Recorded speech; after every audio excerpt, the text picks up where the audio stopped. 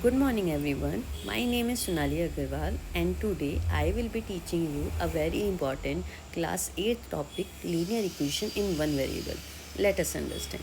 So बच्चों सबसे पहले हम समझते हैं what is a linear equation. So linear equation is an equation where highest power of the variable is 1 and there is only one variable like x or y. So linear equation क्या होता है? ऐसी equation होती है जिसमें variable की highest power जो कि 1 रहती है और सिर्फ एक वेरिएबल होता है, चाहे आप x, y या z आप कुछ भी मान सकते हैं। इसका एग्जांपल देखेंगे, हमारे पास क्या है, लाइक 2x + 5 = 15।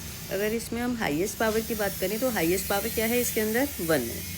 सो एक जिस इक्वेशन में किसी भी वेरिएबल की हाईएस्ट पावर 1 है उसको हम बोल सकते हैं लीनियर इक्वेशन और उसके अंदर एक ही वेरिएबल होता है। जैसे अगर आप इस इक्वेशन में देखेंगे एग्जांपल में तो सिर्फ ओनली वन वेरिएबल है।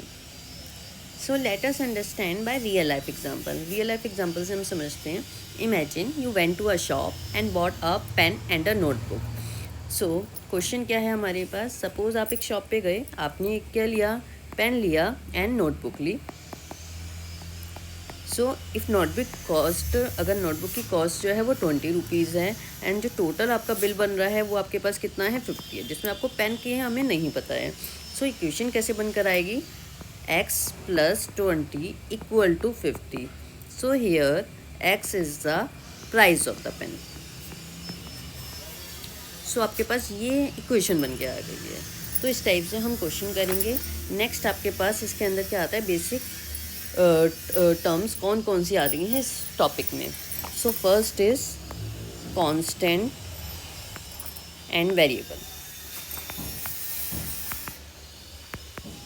So what is a constant? Constant क्या होती है? एक ऐसी चीज़ जो कि आपकी फिक्स रहती है। लाइक हमने कोई भी नंबर बोले हैं, 7 हो, 8, 9, कोई भी नंबर जो कि फिक्स है उसको हम बोलते हैं कांस्टेंट। नेक्स्ट आता है आपके पास वेरिएबल। वेरिएबल जो कि आपके पास वेरी करता है, चेंज हो सकता है, लाइक x, y, z। अभी हम कह रहे हैं x 7 है, उसके बाद मैंने बोल दिया x = 9 है। सो ये वेरी करता है हमारे क्वेश्चन पे। सो कांस्टेंट क्या हुआ? जो कि फिक्स रहता है, एंड वेरिएबल जो कि वेरी करता है। नेक्स्ट आता है आपके पास, इसमें आती है टर्म्स। सो टर्म्स क्या होती हैं? अभी आपने पढ़ा वेरिएबल और कांस्टेंट। सो अगर मैंने बोल दिया कि कोई भी हमारे पास वेरिएबल है, जैसे x हो गया, y हो गया, ये भी एक टर्म होगी। या मैंने बोल दिया कोई भी एक कांस्टेंट है, 7 या 9, ये भी एक टर्म है, दैट इज़ 7 भी एक टर्म हो गई और x भी एक टर्म हो गई। और अगर हम बोल रहे हैं ये आपस में इनका मल्टीप्लिकेशन, लाइक मैं बोल रही हूँ x को 7 से मल्टीप्लाई कर रही हूँ, दैट इज़ 7x, तो ये भी एक आपके पास टर्म्स हैं। या दोनों टर्म्स को मैं मल्टीप्लाई कर रही हूँ, like x × x, that is x²। ठीक है, तो ये भी एक टर्म है। तो आपके ये वाला एग्जांपल इसके अंदर नहीं आएगा। वेरिएबल्स का आपस में multiply, that is x × y, that is xy। ठीक है, तो ये भी आपके पास एक टर्म्स है। सो नेक्स्ट आपके पास इसके पास बनकर आता है अलजेब्रिक एक्सप्रेशन।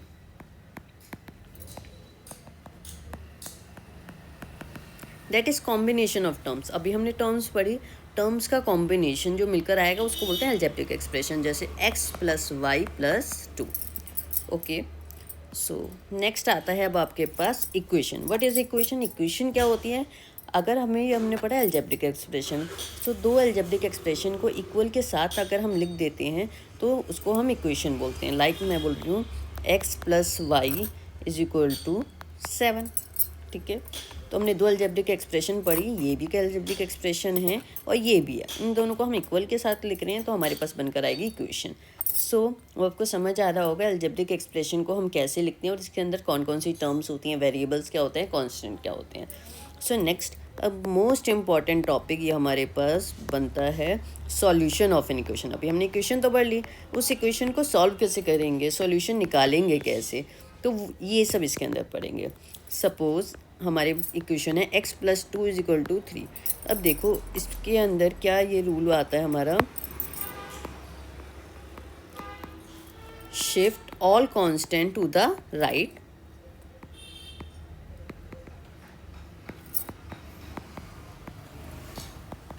जितने भी कांस्टेंट होंगे वो इक्वल के राइट साइड पे हमारे होने चाहिए और इक्वल के लेफ़्ट साइड पे हमारे पास सारे वेरिएबल्स होने चाहिए। ये हमारा बेसिक रूल कहलाता है। अगर हमें यहाँ पर इस इक्वेशन में भी देखेंगे, हमारे पास जो कांस्टेंट है वो लेफ़्ट साइड पर है। अभी हमने क्या किया, राइट साइड पे होनी चाहिए। हाँ, तो हमें इसको शिफ्ट करना पड़ेगा राइट साइड पर। ओके, तो इसके अंदर अभी हम देखते हैं, इसके अंदर हमारे इस इक्वेशन को ही सॉल्व करने के 2 तरीके हैं, तो देखते हैं हम कौन कौन से तरीके अपनाएंगे। सो पहला मेथड क्या है, अगर हमारे पास क्वेश्चन है x+2 = 3, अभी हमने कहा कांस्टेंट जो हमेशा राइट साइड पे लाना है, तो इस +2 आपको दिख रहा है जो कि लेफ्ट साइड पे है, तो हमें इसको राइट साइड पे लेके आना पड़ेगा। तो जब भी हम दूसरी साइड पे किसी भी चीज़ को लेके जाते हैं तो उसका साइन चेंज होता है। अगर आपके पास एक ऑपरेटर प्लस है तो साइन चेंज होकर माइनस बनता है, एंड मल्टीप्लाई है तो आपके पास डिवाइड बनता है।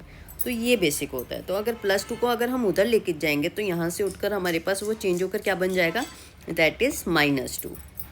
सो ये क्या बनेगा, x = 3 +2 को जब हम इधर शिफ्ट करेंगे तो क्या बन गया, -2, दैट इज़ x = 1। सो ये मेथड हमारे पास एक मेथड 1 हो गया जिससे हमने निकाल लिया। नेक्स्ट आता है हमारे पास मेथड 2। सो x+2 = 3, सेम क्वेश्चन है।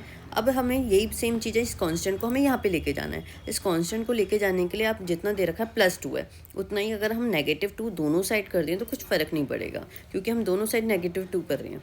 सो x+2 - 2 = 3 - 2। इसके लिए हम ये बोल सकते हैं subtract 2 on both side.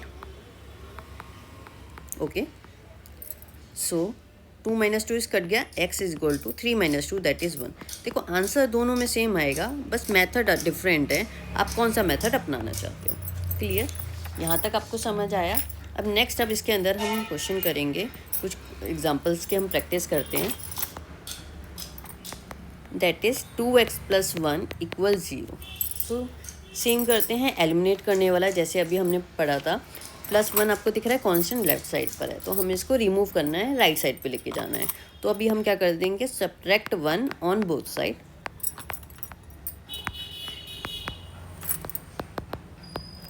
So 2x + 1 - 1 = 0 - 1, 1 - 1 cancel out, so 2x = -1। अब देखो आपको इन दोनों को ये दिख रहा है, ये आपस में मल्टीप्लिकेशन में प्रोसेस। तो अभी मैंने आपको बताया था मल्टीप्लाई का क्या बनकर आता है, डिवाइड, ठीक है। और अभी आप इसमें क्या कर सकते हो, जब हमें पता है मल्टीप्लाई का डिवाइड बन रहा है, तो हम इसमें क्या कर सकते हैं, डिवाइड 2 कर सकते हैं दोनों साइड, जिससे हमारे पास ये 2 एलिमिनेट हो जाएगा। So divide 2 on both side. So बच्चों, इसके अंदर अगर हम कोई भी process left hand side right hand side दोनों साइड इक्वली कर रहे हैं तो हमारी इस इक्वेशन पे कुछ फ़र्क नहीं पड़ेगा। सो डिवाइड 2 यहाँ पे भी करेंगे एंड राइट हैंड साइड भी करेंगे। सो 2 से 2 कैंसिल आउट, x = -1/2। इसको आप सेकेंड मेथड से करके देख सकते हो, तब भी आपका आंसर सेम आएगा। सो नेक्स्ट क्वेश्चन पर आते हैं। Find solution of 2x - 3 = 7। सो हमारे पास क्वेश्चन है 2x - 3 = 7, सेम है। -3 को अब हम राइट हैंड साइड पे हमें लेके जाना है, तो क्या बन जाएगा -3 का +3। सो 2x = 7, इसको हम इधर लेके जाएंगे तो बनेगा +3। सो 2x = 10। अब आपको पता है ये क्या दिख रहा है, मल्टीप्लाई में, तो डिवाइड 2 करेंगे हम, ठीक है। सो 2x / 2 = 10/2। सो 2 से 2 कैंसिल आउट, एंड 10/2 अगर हम करेंगे तो 5। सो x = 5। सो ये आ गया आपके पास। Next, find the solution of 2x / 3 = 18। So ये आपको पता चल रहा है, अगर हम इस क्वेश्चन को उतारें 2x / 3 = 18, तो इसको आपको सॉल्व करने का सबसे अच्छा तरीका है, आपको दिख रहा है ये डिवाइड में है 18 और ये 3, तो इसको हम क्या करेंगे, मल्टीप्लाई। 2x = 18 × 3। सो इसको हम सॉल्व करेंगे, 2x = 54, 18 3 × 54 होता है। अब हमें ये दिख रहा है ये दोनों मल्टीप्लाई में, तो डिवाइड करेंगे, डिवाइड 2 ऑन बोथ साइड।